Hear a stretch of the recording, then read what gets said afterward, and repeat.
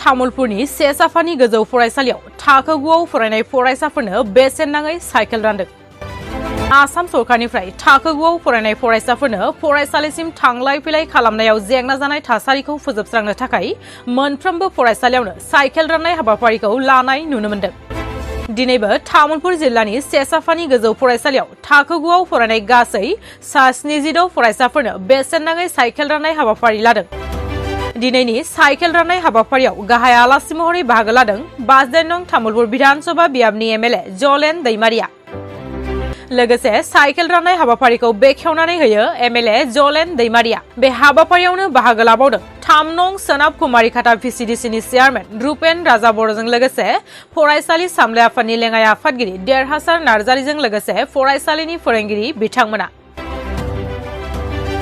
दिनैहाय सेसाफानि हाई स्कुलाव फरायसा थाखो 9नि फरायसाफोरनो जि साइकेल राननाय हाबाफारि बे हाबाफारियाव बाहागो लानानै जोबोर गोजोननाय मोनदों। दा आं बेखायनो आसाम सरकारनि बयनिख्रुइबो जोंनि मुंदांखासिन जोंनि गिबि मन्त्रि डक्टर हिमन्त बिश्व शर्मा बिथांनिसिम जोंनिफ्राय रोजा रोजा साबायखर बावदों जे फरायसा फरायसुलिफोरनि जि गोनांथार मोनसे जेंना बे जेंनाखौ दिनैहाय सुस्रांना होनायनि थाखाय। खारन साइकेल गैयैनि थाखाय गोबां फरायसाफ्रा दिनै फरायसालिनिफ्राय थाखो खथा एंगारनो गोनां जादों आरो दिनैहाय बेनि थाखाय दिनै साइकेल होनायनि गेजेरजों दिनै फरायसाफ्रा फरायसुलिफ्रा थाखो खथायाव फैनो हादों। दा बियो जोबोर मोनसे मोजां बाख्नायथाव हाबाफारि। दा बेनि थाखाय आङो आसामनि मानगोनां CM बिथांखौ साबायखर बावदों।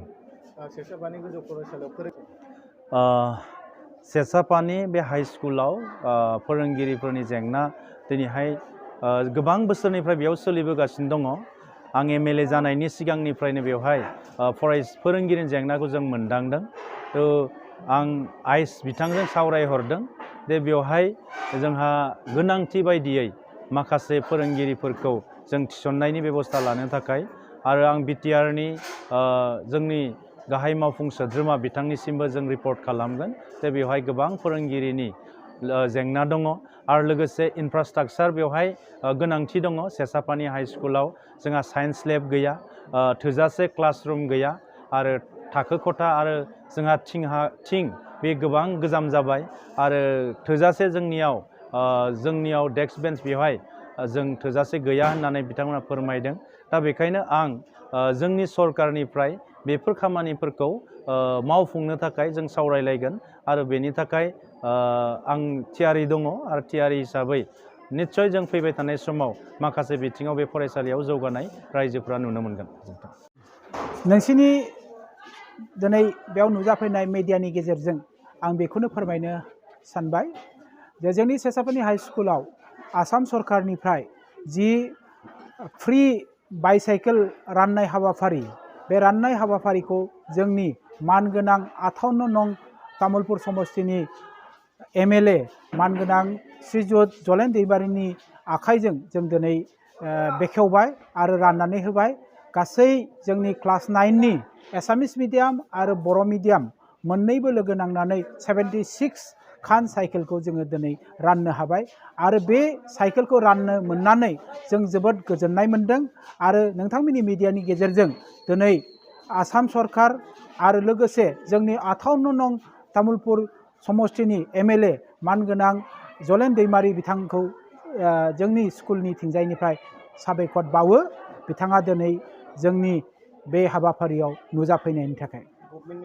आरोबाव जोङो बे साइकेल मोननायखौ गोजोननायखौ आसाम सरकारनिसिम जोङो गोजोननायखौ बिथांमोननिसिम जोङो बावहरो आरो लोगोसे जोङो खावलायबावनो हास्थायबावदों जोंनि बे सेसाफानि गोजौ फरायसालियाव गोबां फोरोंगिरिनि जेंना दङ।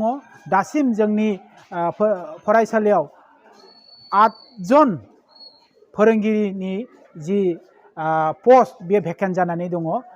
जोङो खावलायगोन थाबैनो बे भेकेन्ट पस्टखौ जाहाथे सुफुंनानै होयो आरो जोंनि बे फरायसालियाव जि नांगौफोर दङ जेरै नांगौ बायदि क्लासरुम गैया, नांगौ बायदि जोंनो अडिट'रियामफोर गैया, नांगौ बायदि जोंनो स्टुडेन्ट्सनि जि कमन रुम बेफोर गैया, जायनि थाखाय दा आधुनिक जि सोलोंथाइनि जि हाबाफारि हाबाफारिफोर लादों गभर्नमेन्टआ बे हाबाफारिफ्राव जोङो जेरैबायदि जोङो सोलोंथाइ होनो नांगौ फरायसाफोरनो बेफोरबायदि सोलोंथाइखौ जों होनो हायाखै आरो फरायसाफ्राबो बेफोरबायदि सोलोंथाइ मोननायनिफ्राय गोजानाव थानो गोनां जादों। बेनिखायनो जोङो मानगोनां जोंनि तामुलपुर समस्तिनि MLA नि गेजेरजों जोङो आसाम सरकारखौ खावलायनो सानदों जाहाथे थाबैनो बे गोनांथिफोरखौ सुफुंनानै जोंनि जि फरायसाफोरनो सोलोंथाइ होनो गोनां बे सोलोंथाइ होनो गोनांफोरखौ जाहाथे जों होनो हायो आरो फरायसाफ्रा जाहाथे मोजां सोलोंथाइखौ